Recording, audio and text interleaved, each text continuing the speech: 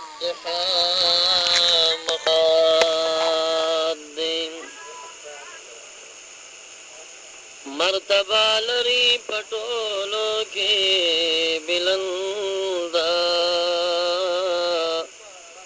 کپ بحر بر په ارض سماوات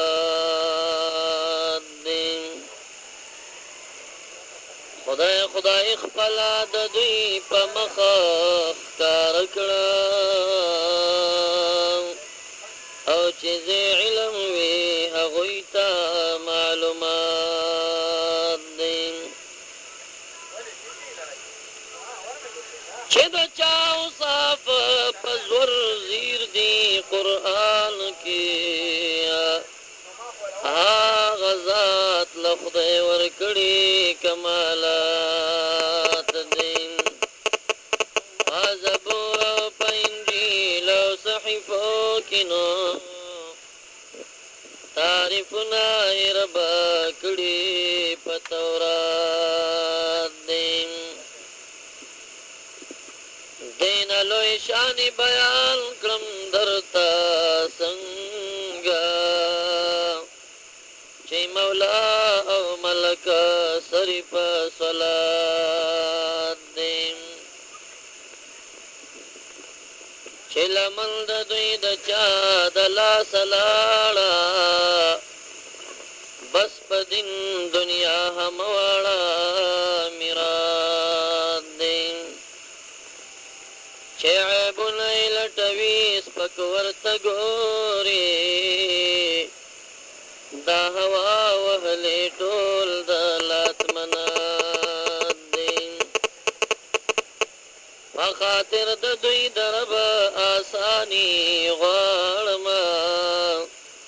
چې په حشر نشر سمرا سکرات دین إن الله ملائكته يصلون على النبي يا أيها الذين آمنوا صلوا عليه وسلموا تسليما شوق و ذوق سره جیګ आवाज باندې درود شریف ولولئ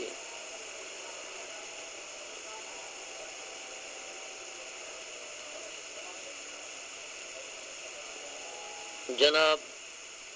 صدر محفل هذا تیری طریقت جناب بابا جی سے مبارک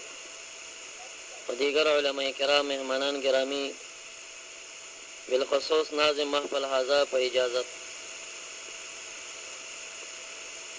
تاسو ستړي روزګاریان خلک ان شاء الله ډېر وخت لپاره تاسو د قیمتي وخت باندې سم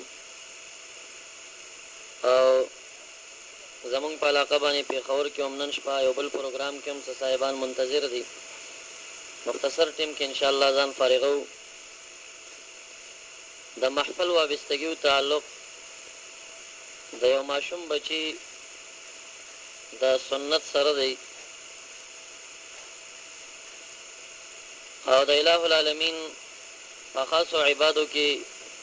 حضرت ابراهیم علی نبینا و علیه الصلاۃ والسلام چې دا موږ د چا په دین ملت باندې ملت په عرف کې عقیدوي تګلارې ته وایي دا عقیدی لارې ته په دین کې ملت وایي او دا عمل لارې ته په عرف کې مذهب وایي او عقیده او دا عمل چې دواړه راغون شي نو هغې ته دین وایي دین هم ایمان دی او دین هم منځ زکات حج روژه دا اعمال چې ورسره دي دام د دین کارونه دي او ایمان هم دین نو که ما تا نه څوک تپوس کوي چې په ملت د چا یعنې ته په عقیده کې چا پسې روانې نو جواب به دی چې موږ د ابراهیم خلیل الله علیه السلام په ملت باندې ځکه هغه د توحید بنیاد ایښی او د شرک جرړې چې کوم دی هغه ختمې کړې وي بت شکنو بتانې مات کړي وو او هغه په خپلو دعاګانو کې دا غوښتي وو چې الهه ما د رستو ذریې دپاره امام او پیشوا او مقتدا جوړ کړه نو د هغه دعا الٰه العالمین قبوله کړه او تا روز قیامت د ابراهیم علی السلام نه بعد کې اسحاق علی السلام راغی، هغه نه بعد کې یعقوب علی السلام راغی، دا هغه نه بعد کې یوسف علی السلام راغی، هغه سلسله باندې بیا حضرت موسی علی السلام راغی، دا هغه نه بعد کې جمیل سیستان نے کار پرې خو د زمونږ چې کوم نیک دی کار کوي بس 400 دی زمخ کې پوه شوم چې دې کې کار نشته دی پاس نه کې تاسو تا قرانا دا ما تخکاری گئی ټول د سپوږمۍ ډیره مزیدار رڼا ده، आवाज هم ډیر صفا دی. نو ان شاء الله دا پوخا به چې کوم مجالس کېدل له سپیکر یو دا بجلیان نه وي نه کې به نورانیت او فیض د دې زمانه د دې محافل او نزياتو داسې مفید سيزونه نه دي، متوجه کینې. نو په هغه سلسله کې د اسحاق علی السلام په نسل کې حضرت موسی علی السلام راغی، حضرت عیسی علی السلام راغی، او د بنی اسرائیل او یا زره پیغمبران علیهم السلام پکې راغلل. هغه ټول نه بچی چا تاسو کې چې تاسو په ملت د چای په عقیده کې چا پسې روان یې، ناوی به جواب ورکو چې موږ په عقیده کې ابراهیم علی السلام یې په ملت دا غوړي، او د ابراهیم علی السلام دویم فرزند اسماعیل علی السلام داغه په نسل کې بل پیغمبر نشته سوا د محمد رسول الله صلی الله علیه وسلم. او یا کباشت تکباشت د اسحاق علی السلام په نسل یعقوب علی السلام بنی اسرائیل کې او یا زره پیغمبران راځي، او د اسماعیل علی السلام په نسل کې یو پیغمبر راځي چې محمد رسول الله صلی الله علیه وسلم، هغه د تمام انبیاء علیهم السلام امام او سردار جوړي. نو نبی اکرم صلی الله علیه وسلم هم په ملت د ابراهیم علیه السلام. تا روز قیامت داغه دعا قبول ده چې ویلی او ما خلکو ته امام قدوه وګرځي، هغه قدوه امام شپ ملت او په عقیده کې ورځ د قیامت پورې به مسلمان نه چې تپوس کیږي په ملت د چاینو دی به وایي چې د ابراهیم علیه السلام. پس کته نه تپوس شي چې د عقیده او د عمل یو ځای کې یعنی دین د چا باندې، نو جواب بدای چې په دین د محمد رسول الله صلی الله علیه وسلم چې هغه اسلام. او کته نه څوک تپوس کوي چې عملی تګلاره ده صدا، عملی تګلارې ته مذهب وای، مذهب د چا باندې، نو جواب بدای چې په عملی تګلاره کې ما د امام ابو حنیفه رحمت الله علیه رائے غوړه کړی ده، زه حنفی دا بعضی کم فهمان فرق نشي کولی، ای د ملت او د دین او د مذهب فرق نشي کولای چې تپوس دیو کې په مذهب د چا وي په مذهب د نبی علیہ السلام باندې لا مذهب نه پیژني، نه په دین د نبی علیہ السلام چې عقیده او عمل ټولو کې هغه پس روان. صرف عقیده کې امام ابراهیم علیہ السلام، صرف عمل کې امام ابو حنیفه رحمت الله علیه په مذهب باندې به مونږ تاسو وایو، او امام ابو حنیفه رحمت الله علیه د چا په مذهب او خپل مذهب، او خپل مذهب څه شی او قران کریم او حدیث. واپس موږ دین ته خبره جوړه شو، تخیری خبرې خو نه دي. هغه ابراهیم علیہ السلام چې معتاد چا په ملت باندې یو الہ العالمین ولسی پارا سورہ بقرہ کے فرمائی وَإِذِ ابْتَلَى إِبْرَاهِيمَ رَبُّهُ بِكَلِمَاتٍ،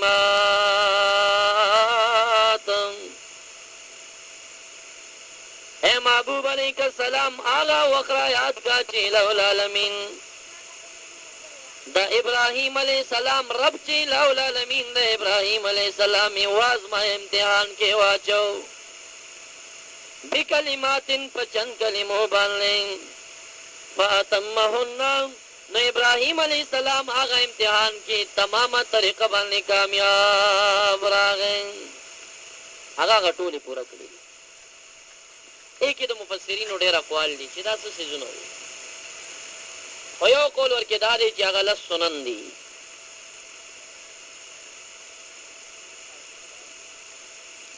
چې څه د ستوني نه بره د مخ او سر پورې تعلق لري،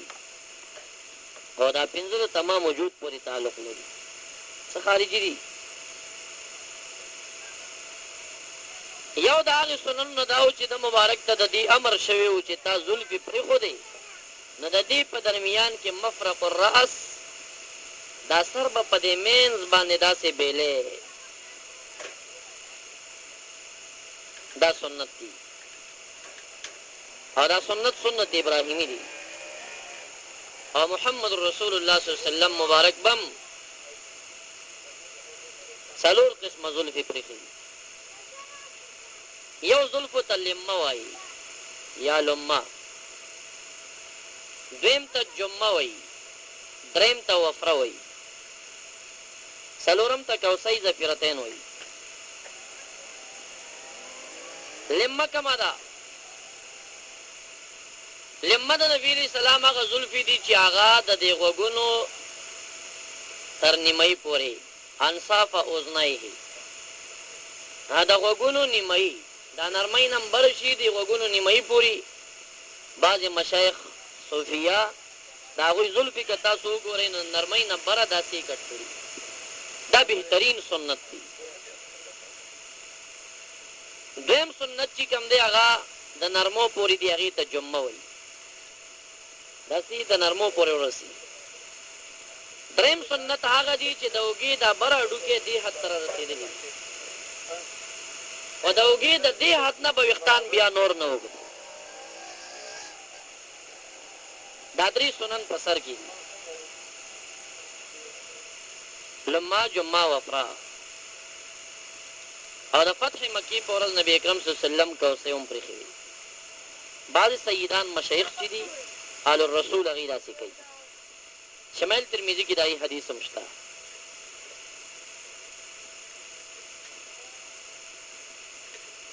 هر چې بیا د دې اوږو نه زیات اوږدول د سر دي، لکه بعضې طالبان داسې کوي د کم فهمۍ د وجې نه، وایي چې دا به هم ګینې دین کې کم کار وي. نه، مشکات شریف کې حدیث، دو صحابه کرام د محبوب دربار ته رالل، دا یو د دې بل تعریف ورته کوي. محبوب ته وایي دا ډېر نیک انسان دی، باتور دی، شجاع دی، مجاهد. نبی اکرم صلی الله علیه وسلم ورته وایي دا تا چې کوم صفتونه وکړل د ده دا ورکې شته، ښه سړی دی. لولا طالت وفرته، که د ده دا وفرا چې اوږو ته کومې زلفې رسي دا ډېره اوږده نه وي، ښه سړی دی نور، خو کاش چې دا ویښتان یې دومره اوږده نه وي، نو دا اوږده ویښتان یې بد وګڼل. هغه اوږده چې هغه د اوږو نه ښکته کوز شي. چې د مسجد نه بهر ته رالل، صحابي مبارک څه قینچي وه، نو بیا یې ورته کټ کړل چې نبي اکرم صلی الله علیه وسلم دا ډېر اوږده ویښتان بد کړي.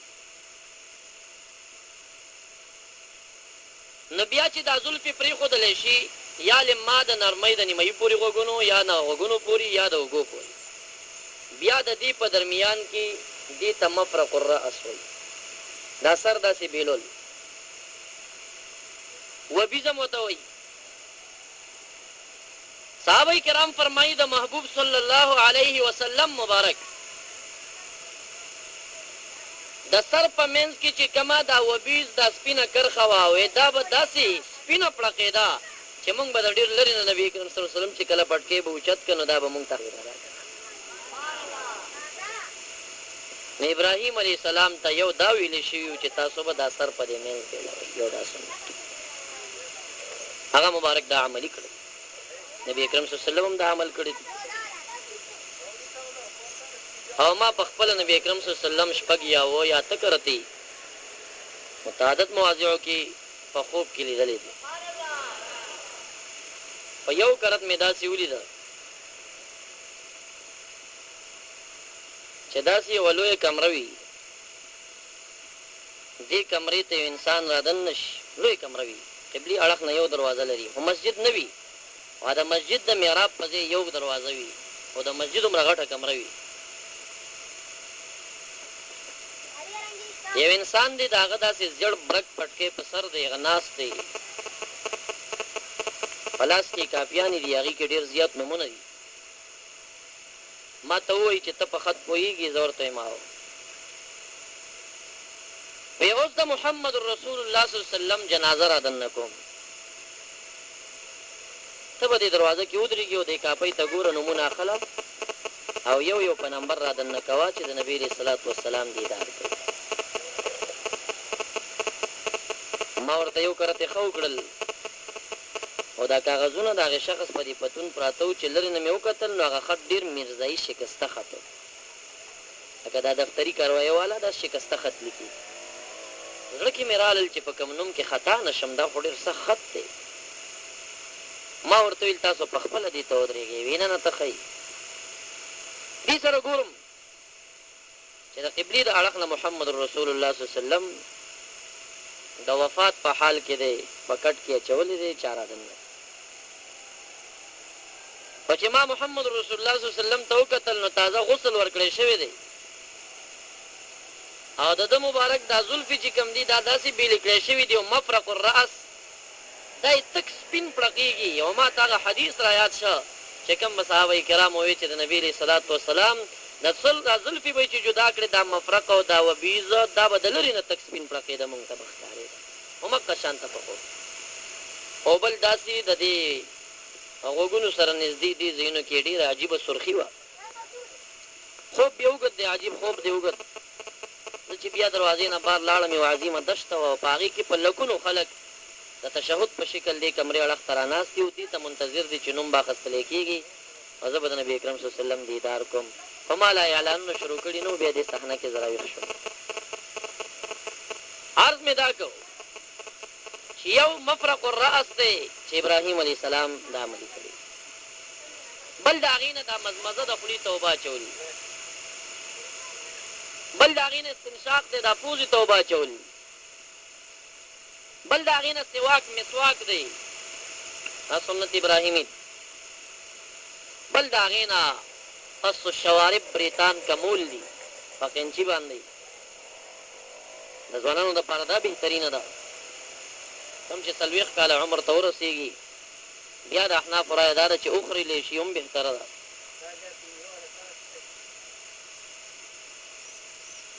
بل د هغه سننونه چې ابراهیم علیه السلام پې مکلف شوي وو قرباني ده د بچي په قربانۍ مکلف شه اله العالمین د هغې فدیه کې ګډ راولېږه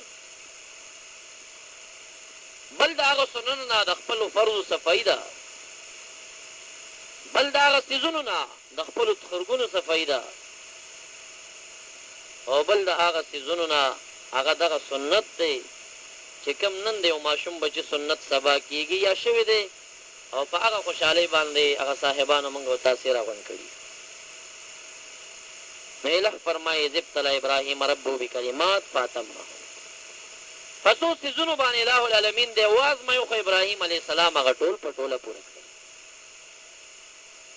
ماشوم بچی چې د مور نه پیدا شي په مور او پلار باندې د ده څه حقوق وي هغه حقونه که پلاره تا په ځای باندې راوړل نو نشي کېدی چې دا بچی دی بیا غټ شي او ستا د بېادبي او ګستاخي وکړي دا به نه کوي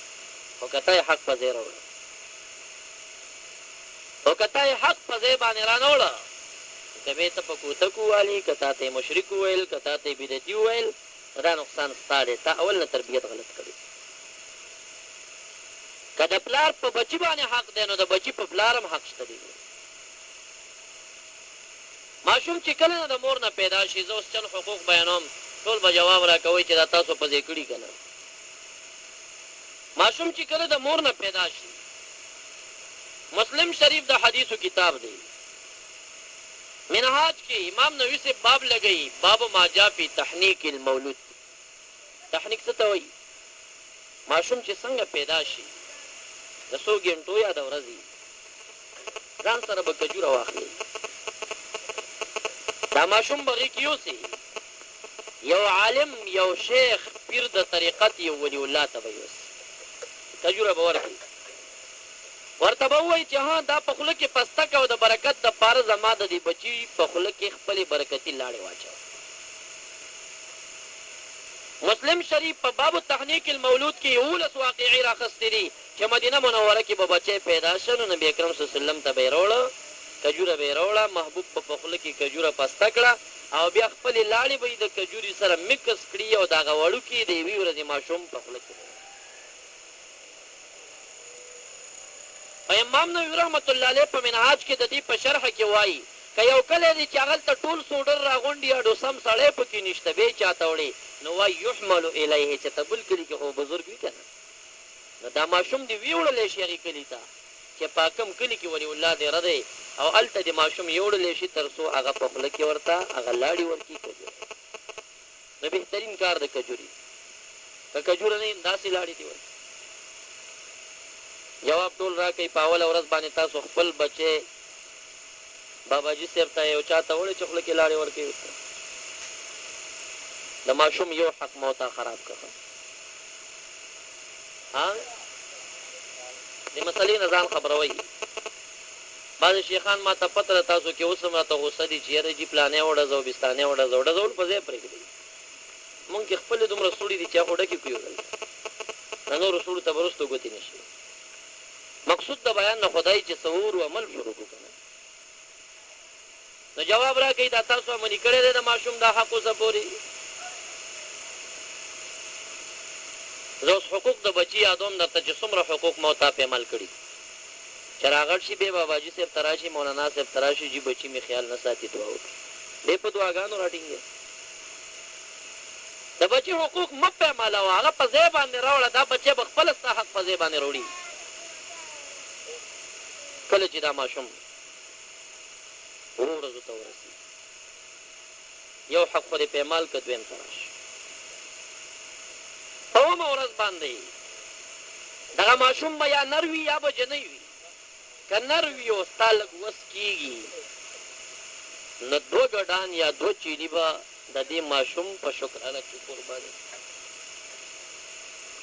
او که وایي چې ډېر مالداره نه یم نو یو ګډ به قرباني کوي دې ته نسیکا ذبیحه عقیقه ویلی شي پاکستان خلک دا رواج نه لري د میټایانو بنیاد وباسي خو لیکن ګډان نه د چرګانو بنیاد وباسي خو ګډان نه لري هسې که دا قرباني میاشت راشي او یو ځوان دی چې هغه ګډ چیلې اوښه غوا میخه نه لالی او د پښتو دامن ټول چرګان حلال کړي نو قرباني به یې پې باندې وشي هلکه من البقر اثنين من الابل اثنين من المعز اثنين من الضان اثنين قرآن کریم خودلی دی د چیلۍ نه 2 دینارو ښځه ده د ګډانو نه 2 دینارو ښځه ده د غواګانو نه 2 دینارو ښځه ده د اوښانو نه 2 دینارو ښځه ده د چرګان خو پکې نه دي راغلي میټایان پکې نه دي راغلي زرګونه روپۍ پې خرچه کې خو سنت پوره نه شي نه دا میټایان په تندر ولاړ په اومه ورځ باندې 2 ګډان د بچي نه قربان که دا شکرانه ادا که دا حق دی په تا باندې کا وس دي نه کېږي یو ګډه لال کا د نارینه نه 2 ګډان دي او د جنۍ نه یو ګډ دی خو که بیا وس دي نه کېږي یو لږ غریب شانې نو بیا عزت د دواړو نه یو او که ډېر مسکین وي نو بیا څه لاره ده په اومه ورځ باندې د دې ماشوم سر وخورایه دا ویښتان لږ دي دا راواخله حدیث مبارک مضمون ده ته ویل دا زرګر ته یو څه وتله یا به 15 روپو موافق شي د سپینو زرو سره یاده او یا اته اصل روپۍ دغه روپۍ د اله العالمین په لار کې یو مسکین ته ورکړه او دا ستا د بچي شکرانه ګرځي بیا جواب په شوق راکوي په اومه ورځ باندې د نر بچي نه 2 ګډان د جنۍ نه یو ګډ تاسو حلال کړی دی جواب په شوق راکوي تاسو حلال کړی دی یا متصر خریلی دی بیا مو سپینو زرو سره تللی بیا مو خیرات کړی دی بل حق د ماشوم دی پلار خفه دی وي بچی زما نه مني څنګه به ستا ومني تا یې نه دي مني په اومه ورځ باندې درېیم حق په تا څه شی دی دې بچي ته به نوم کېږدي خو ډېر ښکلی دی بېکاره نوم به نه کړي داسې نوم به نه ږدي چې سبا هغه به یې چمګاون کې پې شرمېږي کله یو استاد چې ته وایي چې زما نوم بدل کړئ کله بل استاد ته وایي زما نوم بدل کړئ اخبار کې بیان ورکوم زما دا نوم بدل شي ولې هغه نوم تا بېکاره شي احادیثو کې ملیان نه تپوس وکړي اله العالمین ته ګران نومونه کم دي او د اله العالمین ته مبغوض او بد نومونه کم دي وګورئ چې موږ او تاسو دلته د حدیث څومره خلاف کړی دی محبوب فرمایي الله ته ګران نوم څه شی دی عبدالله دی تاسو کې د چا زوی عبدالله شته دی یو هم پیدا نه شو دا خو پیران دي دی خو برابر دي زه عوامو ته عبدالله دی دویم محبوب نوم چې اله العالمین ته ګران دی نو عبدالرحمن دی خو علما وایي چې یوازې عبدالله عبدالرحمن نه د خدای تعالی د قرآن کریم اوله پاڼه واړوئ نو 9 صفات دي کوي یوازې الله خو نه دی که نه رحمان دی رحیم دی عبدالرحیم عبدالرحمن عبد الله، عبد الولي، عبد النصير، عبد العظیم، عبد الرؤوف، عبد دا یعنی خدای تعالی ته دا وخت عبد معنا بندا الہ وی چې دسی نوم کېږده چې هغې نه دا معنا راوځي چې دا سړی زما بنده د ده دا بندګي ما ته نسبت وکړه. نو د عبدالله دا مقصد، عبدالرحمن دا مقصد. یوازې عبدالله عبدالرحمن دی نه وي، دا اوله سپاره واړوه، دا اول سر کې دا 9 نوي نومونه او د خدای تعالی یو نوم را واخله او عبد ورته ولګوه، بس دقه ښکلی نوم دی. ډېر 9 نوي صفات دي. عبدالکبیر څومره ښکلی، عبدالمتعال داسې ده. اور نبی علیہ السلام فرمائی ان ابغض الاسماء الى الله تعالی ملک الاملاک. شارحین وی اے شہنشاہ خدای تعالی ته بدو کې بد نوم چې د خدای تعالی ډېر بدی شي هغه کوم نوم دی؟ ملک الاملاک، بادشاہ د بادشاهانو. معنی څه ده؟ شهنشاه. تاسو کلي کې شهنشاه شته که نشته؟ شته که نه؟ دا د دې بچي ګناه خو نه ده، دا دغه مور او پلار جرم دی چې حدیثو نه ځان نه خبروي، دا بېکاره نوم دی د بادشاهانو بادشاه. نو تاسو ووایئ چې د بادشاهانو بادشاه اله العالمین دی او که دغه سړی دی؟ څومره بېکاره نوم. اضافت کولی شي. نبی علیہ السلام ته وایي شهنشاه جهان، یا مثلا ته ورته وایي چې یو ولی الله ته وایي شهنشاه خراسان، د افغانستان بادشاه. دا بیا تاوان نه کوي، خو چې دا نسبت یې ونه کړي او همداسې وایي شهنشاه، نو دا ښه نه. نعتخوانانو بعضو نعتونو کې نبی علیہ السلام ته ایښی دی هم ښه نه دي کړي، ځکه هغه مبارک امت ته د دې تعلیم ورکوي چې بد نوم په نومونو کې چې د خدای تعالی بد شي نو هغه شهنشاه دی. نو نعتخوان یې راواخلي دا بد نوم رسول الله مبارک ته کړي. دا څومره بېکاره، دا زمونږ کمزورۍ دی، په مونږ کې خالیګاه دي. مبارک وایي چې د خدای تعالی بد شي نو د شهنشاه نوم یې بد شي. نو تاسو دا بد نوم راواخېسته نو رسول الله مبارک ته هم کېښود. نو بل حقدار یې چې ښکلي نوم به ورته کېږي. زمونږ ماجرو کې کوچیان ورته وایي ای څنګه نوم کړي، چې جنۍ وي نو په هغه مسله نوم کېږي، او چې هلک وي په هغه ټغر نوم کېږي. نه بیا شرمېږي ورباندې، کله په یو استاد او کله بل استاد ځان راته بدل کړي، حق یې پیمال کړي. نو داسې نوم مه ږده. علماو سره مشوره وکړه، په عمر کې بهترین ښکلی نوم ورته کړي. 2 ورځې نه بعد د دې ماشوم د رضا صحیح خیال وساته. 2 کاله د مور سره د ماشوم حق دی. ځوانان دي چې کال په کال بچي خوښوي، مصلحت سره وکړي، خواران هغه ماشوم ته 2 کاله ترې نه پوره کوي. د ده 2 کاله حق دی. والوالدات يرضعن اولادهن حولين كاملين. میندې به خپلو بچو ته تی ورکوي 2 کاله پوره. ګورې بیبیانې چې اواز اوري، ګورې 2 کاله ماشوم ته تی ورکه، دی په تا حق دی. که وایي یاره بیبي مې ډېره کمزورې ده، بس زه لږ وختي داسې، نو خادې ماشوم ته ظلم مه کوه. بله چیلۍ واخله، بله زنانه په پیسو باندې ونیسه، هغې ته پیسې ورکوه چې ستا بچي ته تی ورکړي. دا نبي اکرم صلی الله علیه وسلم رضاعي مورګانې په پردو کلو کې د پردو زنانو ښودنې کړې. حلیمه سعدیه رضی الله تعالی عنها د نبي علیه السلام رضاعي مور جوړېږي. بیبي فاطمه بنت اسد رضی الله تعالی عنها د نبي علیه السلام رضاعي مور جوړېږي. چا بهترین شخصیت د پردو زنانو ښودلو وي نو زمونږ بچیان دي ورېږي. که هغه رواج په کوم علاقه کې نه وي، چیلۍ ورته واخلي. خو د ماشومتوب نه چې د دې ماشوم هغه ښوده پوره نه شول، په ډاکټري لحاظ 2 کالو پورې دا ډوکې کمزورې راځي. دا بیا چې ماشوم یم پار میدان کې خپل انډیوالانو ټپولې غورځولې، چې رازلمی شي کله یو ته تڅوڼه پورته کوي، کله بل هسې مړغنجا غوندې شی کېږي. دا ماشومتوب کې داسې ظلم شوي. صحیح ښوده ورته ورکړه چې د دی په اندامونو برابر راځي که نه راځي، دا ځواني جهاد ته جوړېږي. بیا د هغې نه بعد چې کله 7 کالو ته ورسېږي، په 7 کلنۍ باندې نبی علیہ الصلوۃ والسلام فرمایي بچو ته امر په مانځ باندې وکړي. وکاله ماشوم هغه چې غاښونه هغه مسجد وای غورځي یاره خو پرې چې استاد درته تربیه کړي او مانځ باندې راوستي تاسو په خپل بچیانو ته سوچو کوي وکلن بچی تاسو ته مانځ ته راخلې دی موږ ته خودل محبوب وي په وکلنۍ کې په مانځ مامور کا او بیا وی چې لسو کالو ته ورسیږي او مونږ نه کوو نو نبی علیہ السلام وی واه اور وفارقهن فی المضاجع. یا بل روایت کې راځي نبی علیہ السلام فرمایي چې لسو کالو ته د بچي ورسیدا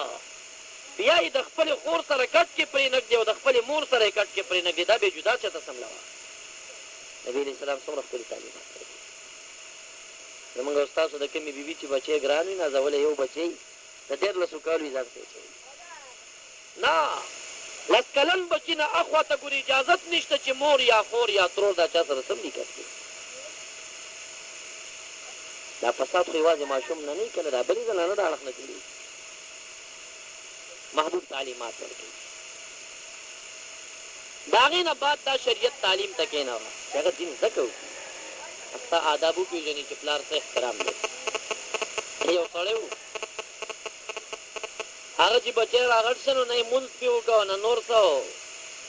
بس میخې سنډاګانو ته کوته کې ورکې ویزا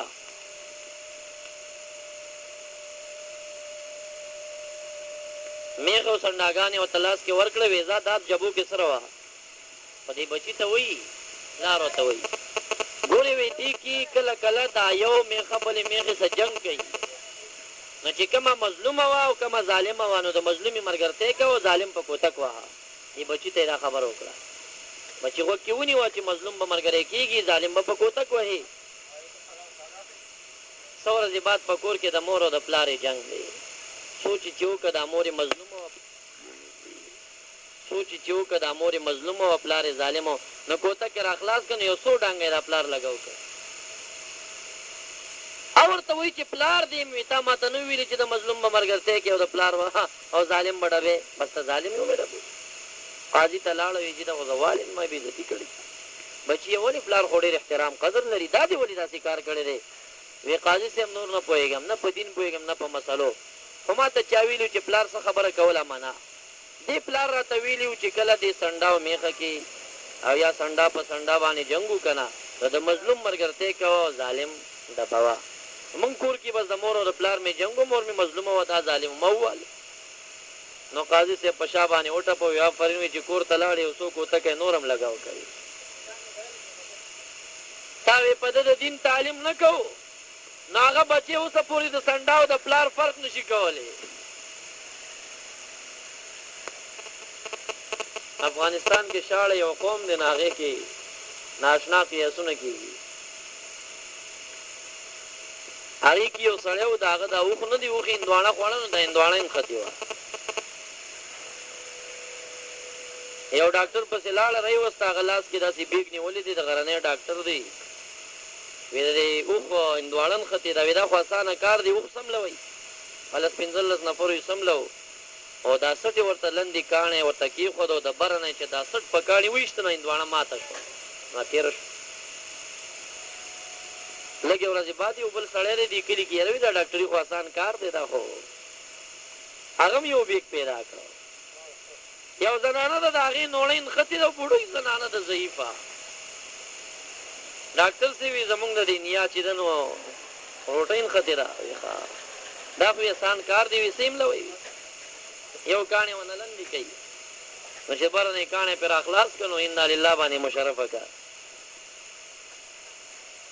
عقل کورځي دا خو دې مړه کړه که نه وي هسې د دې به اجل پوره و بله ورځ وي یو غټ وخو هغې چې کوم په دغې د هغې میلاد شوي زنانې په اوښ خیاس کړي چې تعلیم بچي ته نه ورکړي نو هغه به مور او پلار په سنډه او په میخه خیاس کوي بیا تعلیم ورکړه د دین بچي ته بیا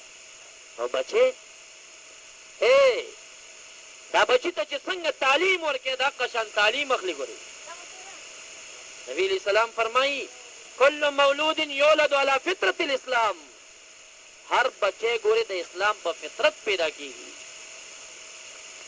هر بچی چې د مور نه پیدا شي نو دا مسلمان وي. ګورئ دا په اسلام پیدا کېږي. ولې دا زما ستا روحونه چې خدای تعالی پیدا کړل او ویې ویل الستو بربکم زه ستاسو رب نه یم، نو موږ څه ورته ویلي وو بلا او ته زموږ رب یې.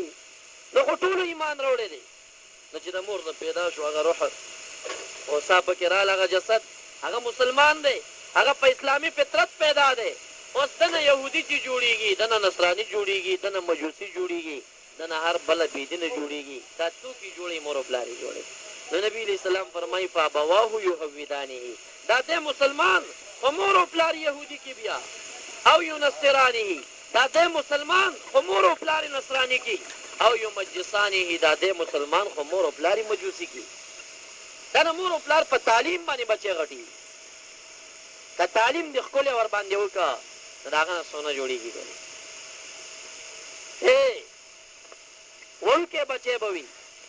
خو چې د مور او د پلار صحیح تعلیم ورپسې وي د هغه نه به څوک جوړېږي؟ حضرت انس رضی الله تعالی عنه غونې شخص به ترې جوړېږي. دا د لسو کالو په عمرو ام سلیم رضی الله عنها راوسته، محبوب ته وایي قربان دا به ستاسو خدمت کوي. دا مونږ او تاسو ملا سره چې یو کشر سړی ته مونږ چڼې وایي، چڼې ورته وایي، خو دا نوم داسې د ادب نوم نه دی. نو انس صاحب ته دا نوم نه اخلي.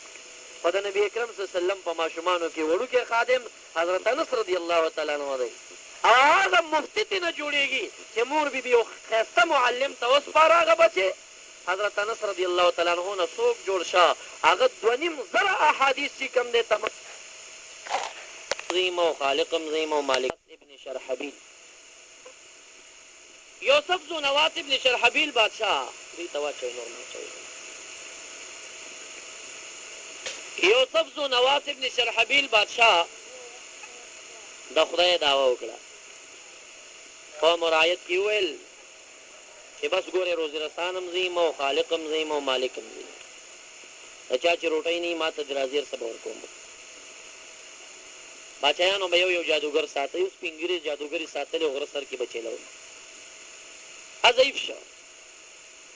د کلي د یو مالدار خاندان بچی دی، پلار یې کجوري خرڅوي، تامر معنا کجوري خرڅوونکی، او زوی نامه یې عبدالله ده، عبدالله ابن تامر ورته وایي. دا عبدالله ابن تامر دی ولیږوي دې غره کې به د جادوګر سره شاګردي کې، ځکه شاګردي کول ته ځکه چې هغه مړ شي نو بیا به ما سره ته جادوګري. عبدالله ابن تامر د یو څو کالو ماشوم دی. یو ورځ لاړه جادوګر سره غره کې شاګردي وکړه چې واپس را کوزېږي، د غره په سر جادوګر چیله دی او د دې غره په دې نیمایي کې د خدای تعالی یو بزرګ، یو ولی الله، یو راهب، یو نیک انسان چیله شوی دی.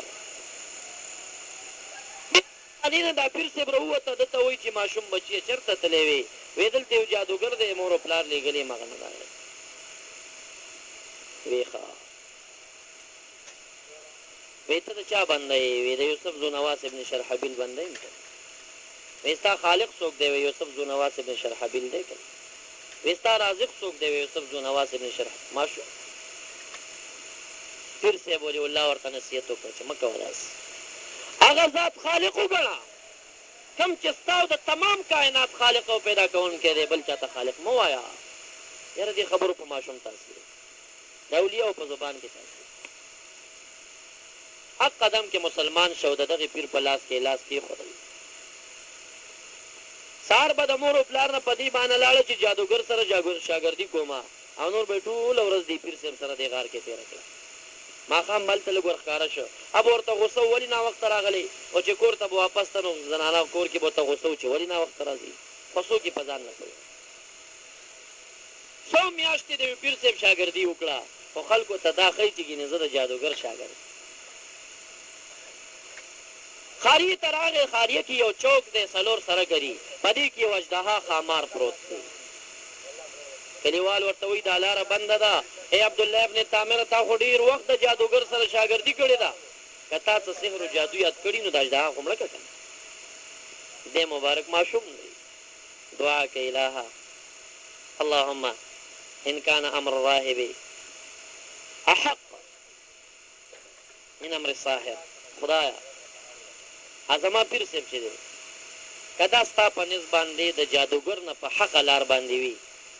نه الهه ما دې خلکو کې ومه شرمې زه خو د پیر صاحب شاګرد یم زه خو د جادوګر شاګرد نه یم او که زما دا پیر صاحب ستا په نس په حق یې د جادوګر نه په حق یې نو زه به اوس وړوکې کاڼې راخلم زه به ګزار کوم خو ای زما ربه دې کاڼې کې دومره تاثیر واچو چې دا زړه پې مرداره شي نبی اکرم صلی الله علیه وسلم فرمایي د مسلم شریف حدیث دی چې دې ماشوم دا کاڼې راواخیسته او په دې اژدها یې ګزار وکړه نو بس هغه اژدها مرداره شوه یو دم کلي کې اوازه خوره شوه چې عبدالله ابن تعمیر په جادوګرۍ کې داسې مقام ته رسېدلی چې په وړوکې کاڼې اژدها مرداره کړه څه خبر دی چې دا کمال د چا دی سهار چې لاړه پیر صاحب ته یې قصه وکړه وي داسې مسله پېښه شوه یو اژدها وه په کاڼې مې وویشته هغه مړه شوه وي تا ته خو اله العالمین ډېر کرامات درکړي ستا مقام ما نه اوچتېږي نو ماشوم ته وایي پیر صاحب چې ستا مقام ما نه اوچتېږي ګوره ماشوم دی خو چې د نیک سړي په تعلیم کې راغی اوس دې ولي الله د کراماتو خاوند جوړ کړي بعضې کم فهمه وایي یاره وړو خلکو ته ذکر مه ورکوئ او دا وایي نه پوهېږي نه حضرت علی صاحب مبارک چې نبی علیہ السلام سره بیعت وکړو مسلمان شدی د 7 کالو ماشومانو ته که بیعت ناروا وي نبی علیہ السلام علي صاحب ته ولې ورکړي دا وړوکی ماشوم پیر صاحب ورته وایي چې اوس به په تا امتحانونه راځي ګورې تکالیف به در باندې راځي او ګورې خاریه کې ما چاته ونه ښایي چې دا چل ما ته فلاني پیر صاحب ښودلی دی بل ور چې خاریې ته راغی یو سړی دی په دې خپو شل دی چا ورته راوست وایي دا خو لږ دم کا چې یو چوکې ور باندې واچول اله العالمین هغه ته شفا ورکړه روغ جوړ شي مرزادي ړانده به ورته رالل چې دم به یې کړله به جوړ شو مسلم شریف حدیث دی نبی علیه السلام قصه کوي د باچا یو وزیر دی په یو سترګه د مور نه ړوند پیدا دی چا ورته وویل چې خو ورشه هغه ماشوم خلک دموي که نه هغه جادوګرۍ کې دومره تکړه شوي دی چې مرزادي ړانده دم کې مخه کېږي خلک څه خبر دی چې دا جادوګري ده او که دا کرامات وزیر ورته راغی وی چې ما دم کا وی ته د چا بنده یې وی د یوسف ذونواس ابن شرحبیل بنده وی خالق رازق دې څوک دی یوسف ذونواس دی وی ښځه هغه ته ورشه چې سترګه دې جوړه کړي ځه وی بچی ستا څه مقصد دی وی زما دا مقصد دی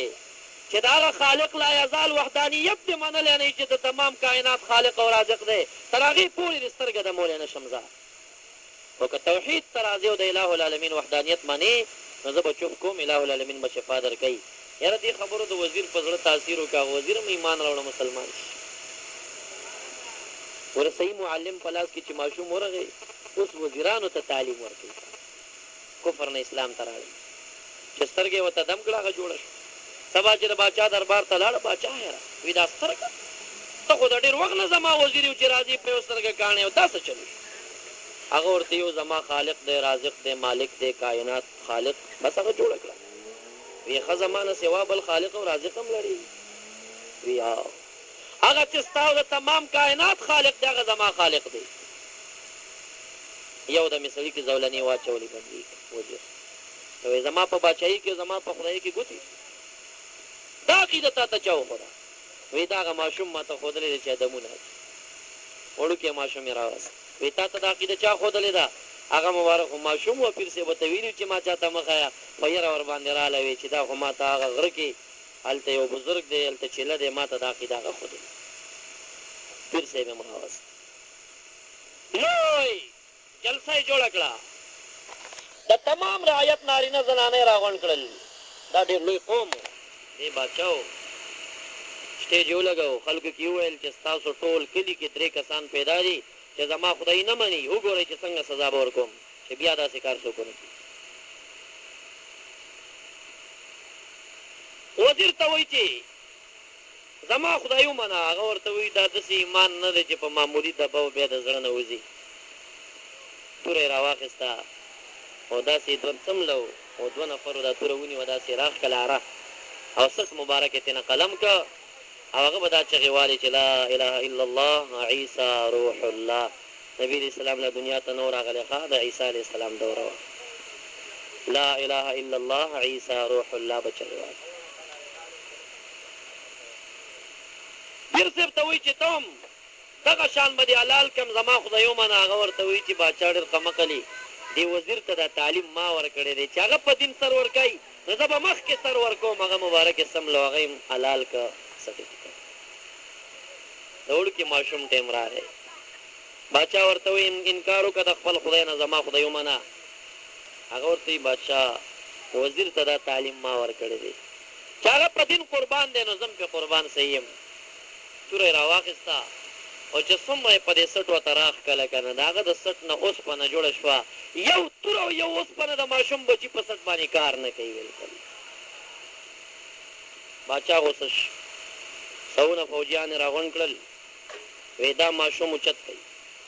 دا غر ته یوسئ په کمر یې ودروئ ورته ووایي چې د یوسف زونواس ابن شرحبیل خدایي منې خو پرېږدئ او که یې نه منله بس هغې کمر نه یې لنډې ګزار کوي بېرته راځئ عبدالله ابن تامر ماشوم یې روان که غره سر ته یې وخېږه هلته چې ورسېده مبارک بیا لاسونه جوړ اللهم ان کان امر الراهب حق الیک من امر الساحر زما ربه که د دغه زما د پیر صاحب لاره تا ته د جادوګر نه حق ښکارېږي اللهم اکفني منهم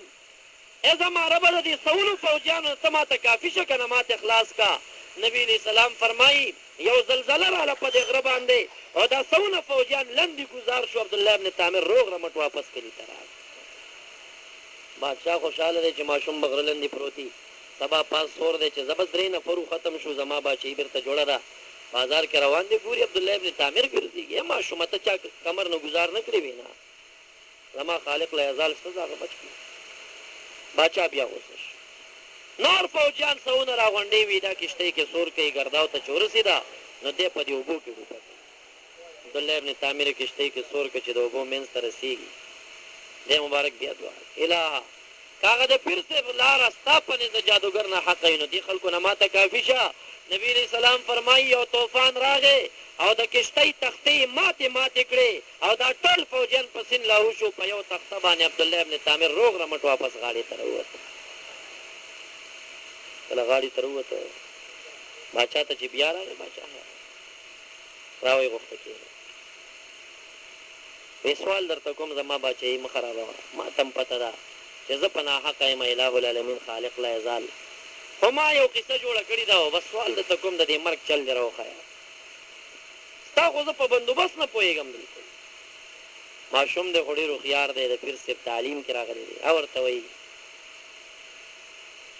هغه ورته وایي دا ستا لیندۍ غوښې په ما تاثیر نه کوي ښه دا لرې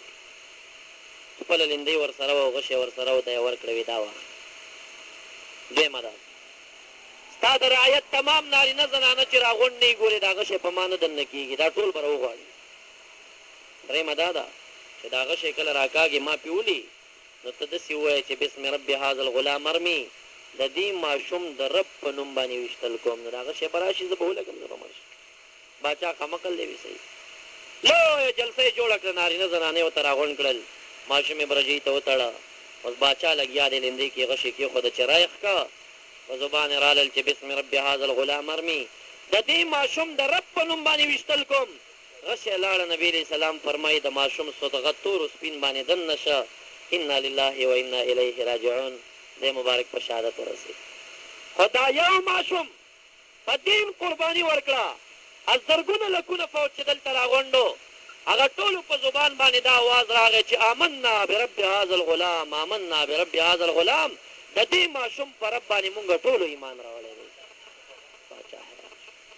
چې ما خو یو ماشوم نه ځان خلاصو دا خو زرګونه خلک بل وشو فوجیان راغونډ کړې وي یاري کوڅې په سر کې خندق جوړ کړي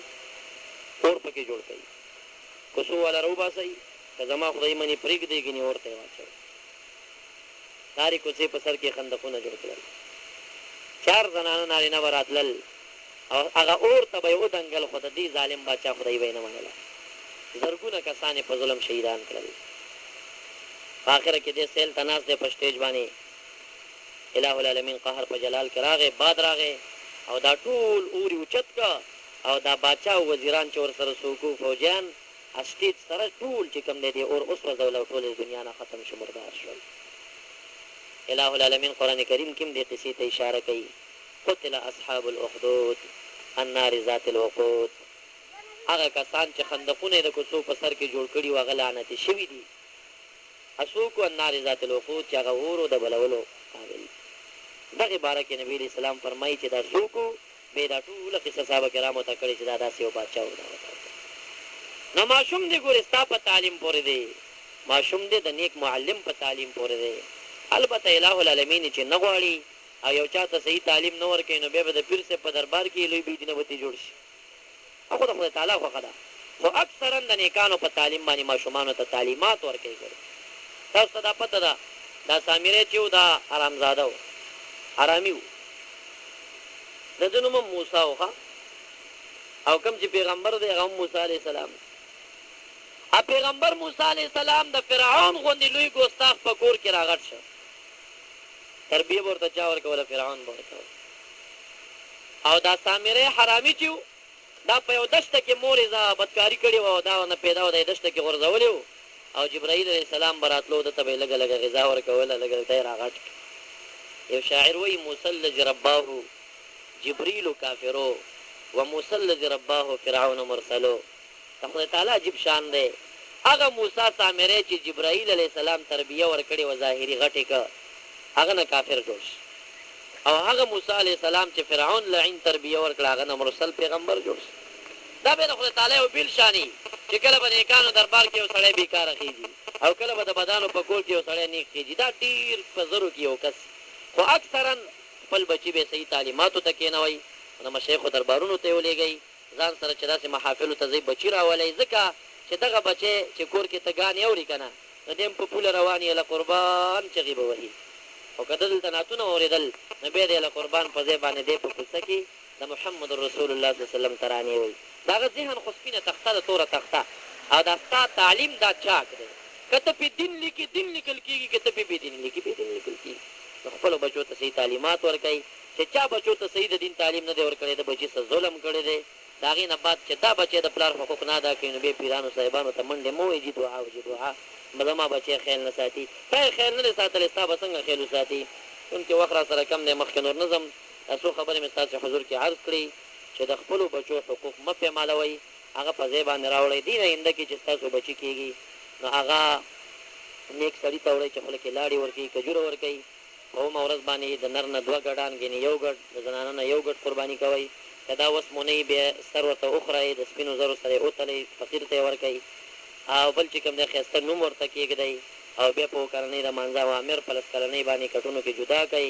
او په مانځه یې ووهئ که مونځونه نه کوي. بیا د هغې نه بعد دین تعلیم ته یې ورکوئ. مخکې نور نظم چې بیا د نکاح متعلق څه حقوق نور لري هغه هم د پښتنو د خپلو بچو څه ظلمونه کړي. د بچي په طبیعت نکاح ورته نه کوي، خپل طبیعت باندې نکاح ورته کوي. نه، داسې بیبي به ورته په نکاح کوي چې د دې بچي خوښه ده. البته که ډېر کم اصل خلک و تا سره نه جوړېده نو به بچي ته نصیحت وکړي، خو د هغې نه سوا داسې بیبي به ورته کوي چې بچي په کوم ځای کې ګوته ایښې ده. دا نه چې بس زوړ سړی او زړه بوډۍ بس امسا واخلي او روان شي او غریب خبر هم نه وي، او چاته ورته یو توره ګونګټه کتلي هغه ورته په نکاح باندې واخلي، هغه نه تپوس نه کوي. قرآن کریم خو دا وایي چې فنکحوا ما طاب لکم من النساء، تاسو چې کومې خوښې دي هغه بیبیانې په نکاح واخلئ. دا یې نه دي ویلي چې ستا د پلار خوښې ستا د مور خوښې، نه، ستا چې کومه خوښه ده هغه په نکاح باندې واخله. دا د بچو څه ظلم دی. ګورې ښه نو چې بیا داسې بیبي ورته وکړي چې د هغه خوښه نه وي نو بیا 3 ورځې بعد بیا څه چلي کور کې خو جوړ را نه شي که نه، ځکه چې نوجوان ښایسته حسین خوش اخلاقه زنانه بد اخلاقه د اخلاقو دیندارۍ خیال نه وي ساتلی شوی، د رنګ او حسن خیال نه وي ساتلی، دیندارۍ خیال نه وي، بس هغه کور جوړ را نه شي که نه. چې کور جوړ را نه شي نو 3 ورځې نو بیا بوډۍ او بوډا امسا بیا واخلي. چېرته ځې؟ دلته یو پیر صاحب دی هغه کوډي وباسي، بیا نو هغلته منډې کړي جي وایي موږ باندې چا کوډي کړي دي. تاسو وایي تاسو څه پورې په چا کوډي کړي دي؟ دا خلک دومره اوزګار شي تا باندې به کوډي کوي. صحیح ده، سحر و جادو کېږي، صحیح جواب هم کېږي، خو داسې هم نه ده لکه دا تاسو شروع کړي دي. هلته نو بیا نو څه خو صحیح تعویضونو والا مشایخ خو ډېر کم دي، هلته دوکانداران به درته ناست دي، دوکانداران په ټکي اګاه نه وي، څه کرښې غلطې راکاږي داسې کږې وږې امینځ کې یو شی ولیکي، که تا ترې تپوس وکړي جي دا تا چې څه ولیکل د دې معنی څه ده، بیا پې پوهېږي خپل هم نه چې دا څه شی تا ما اسلام لیکلی که ما کفر لیکل. بس هلته ورشي جي ما چې معلومات وکړه تا باندې کوډې شوي ستاسو چې دی نو جي بس 1000 روپۍ خرچه در باندې راځي، نو بیا هغه لګیا یې کله یو ځای کې تاوانونه کله بل ځای کې. او زه خو حیران دې ته یم نه وی دلته یوه زنانه ده وي هغې سره پیریان دي. د دې خو دا مقصد دی که ستاسو دا عقیده ده چې پیریان په غیب وپوهېږي. دا عقیده ونه ساتئ چې پیریان په غیب وپوهېږي. تاسو ته تاسو کوم کمال انسان سره ډیر دی که پیری سره ډیر دی څه وایي تاسو په پیریانو کې یو پیغمبر الہ العالمین نه درلېږلی او تمام پیغمبران په انسانانو کې راځي نو چې انسان دا خپله پې نه پوهېږي نو پیری په کوم ځای کې پې پوه شي چې په فکرونه دي ستاسو جوي دا پیرانۍ ده نو چې پیرانۍ ده خو د خپل کور حالات یې ورته معلوم د هغه ته د پردو دي روبې څه پته ده چې هغه فلاني قبر سر ته تعویضونه ښخ دي هغه د شپې هم دي په خپله ښخ کړي تا ته یې ورشه هغه قبر سر کې تعویضونه یې عجیبه فکرونه بعضې خبرو کې سوچ کوئ ګوره دا بعضې فکرونه زمونږ بیخي د قرآن کریم خلاف دي سلیمان علیه السلام چې کله بیت المقدس جوړو قرآن کریم کې دا واقعه ده کلام شریف کې شته دی 21مه سپاره غالبا یا 21مه سپاره کې دا واقعه ذکر ده کله چې ډېر کلونه کار دی پیریانو وکړه او د ده مرګ ته لږ ټیم راغی په لږ ټیم پاتې شو نو دی راغی او دې امسا ته یې تکیه وکړه او بیت المقدس باندې پیریانو خو کار کوو خو د مسخرو یېرېدل ورنه بس دی وفات شه او دې امسا ته یې تکیه کړې ده وفات دی پیریانو ته پته نشته چې دی وفات یو کال لګیا دي پیران بیا هم دا زور لګوي چې سلیمان علیه السلام ولاړ دی سرمن خو نه بس هلې زر کار کوي ورځ و شپه لګیا دي کار کوي الہ العالمین فرمایي دا د ځمکې والا ویړه نه ده وی هغه راله دابة الارض تاکل من ساعته خدای تعالی فرمایي وی دا دابة الارض ویړه راله د ده د امسا یې وخوړه یو کال کې نو چې د امسا یې وخوړه نو د امسا را پرېوته نو چې امسا پرېوته خو سلیمان علیه السلام هم پرېوت یو کال بعد دوی چې سوچ وکړه وعلمت الجن انهم لو كانوا يعلمون الغیب ما لبثوا في العذاب المهین خدای تعالی فرمایي دینه بعد دا پیریان د وسان په دې پوه شو که موږ په غیب پوهېدی نو دا یو کال خو به موږ په ځان ټاټکي نه وچلولي دا څه چلو خدای تعالی وایي بیا پیریان په دې پوه شو که موږ په غیب پوهېدی نو موږ به یو کال دا کار کړی ګورې دا موږ ته تعلیم را کوي چې ګورې پیریان نه پوهېږي په دې شیانو نو موږ چې وایي چې هلکه دې زنانو ته مه دا کور نه وایي چې پیرانۍ ده که نه پوهېږي